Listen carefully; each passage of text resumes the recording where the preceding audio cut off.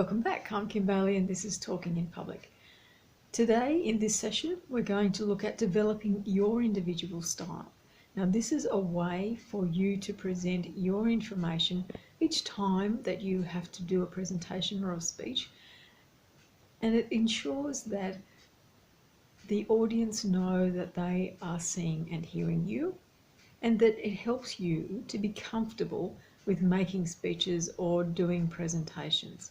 So we need to look at the sorts of characteristics that you would like to see in your individual style, and that's the sorts of characteristics that you would like the audience to think of when they think of you. Now this is not something that we're going to pull out of the blue. You already have an individual style, and the way to recognise that, and you've probably got more than one style, the way to recognise those styles is to have a think about how you relate any particular story. So think of something that you might have done at the weekend. Now, do you relate that story in the same way to your work associates, to your family, to your friends? I would probably think that that's not the case, that you inherently understand that these are different audiences and therefore you need to have a different style to present the information so that the audience will appreciate what it is that you want to impart from that information. So making a speech or a presentation is no different. You have to think about the audience, as we've said all along. You have to think about the information that you want to impart. You have to think about the action that you might want the audience to take as part of imparting that information. And all of those things come together to help you determine what sort of a style you need for the presentation or the speech that you're about to give.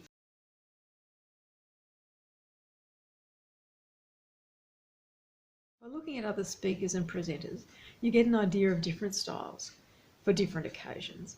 And you might like to have a look at some of those characteristics in those styles and perhaps see if you could nurture those, if you would be comfortable in presenting in that sort of a style or incorporating some of those characteristics into your style.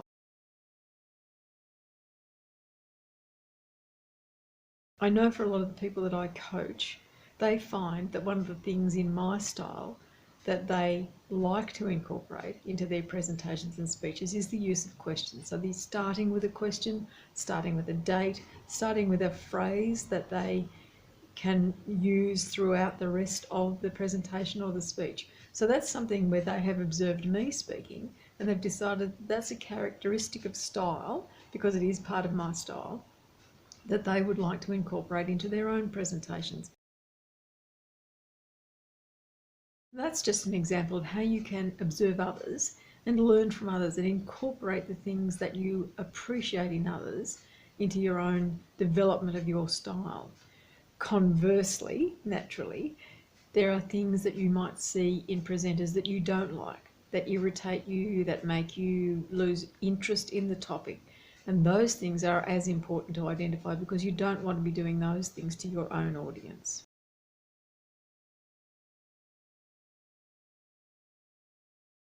So what you have to do for any occasion is to match your style and the information to that occasion.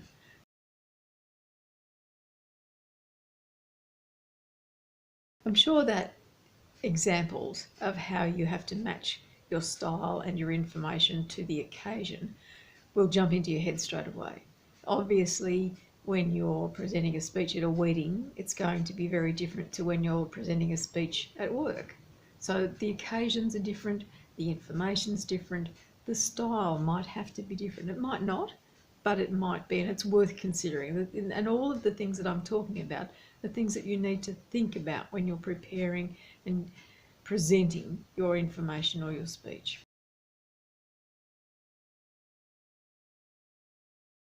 One of the other things you have to keep in mind when you're developing your style is that you will, of necessity, develop a different style for the different learning modalities. So if you're preparing for a video broadcast or webinar, something like that, that's a different kind of learning modality to being in front of people live, because you can't get the interaction that you would when you're live. It's a different modality to doing a podcast or to doing an interview for a podcast. which seems to be becoming a lot more popular these days. And it's still a speech, it's still something that you've got to prepare for. So all of those learning modalities are different, and so you need a different style. It might only be a slight adjustment to the style that you developed for yourself, might be a completely different style. Now I know that in preparing these presentations for video, I use a different style to what I use when I'm live. I use a different style to what I do when I'm coaching in person, and that's a different style again to when I'm coaching via electronic means, via Skype or one of the other online activities that I might do.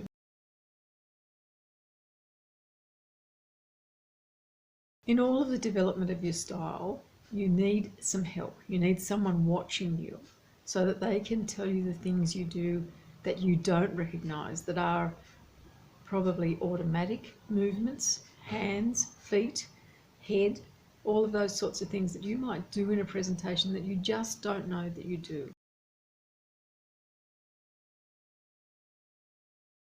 I recently got some feedback from two people who I have helped, one a long time ago, over 10 years ago, and one just in the last couple of weeks.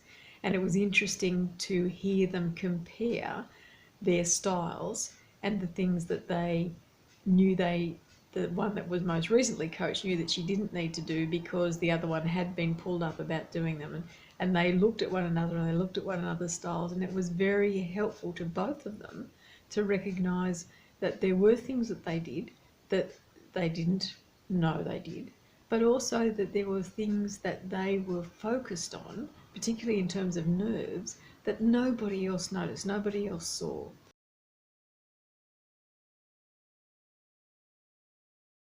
So nerves and breathing and voice control are the next things that I'm going to talk about.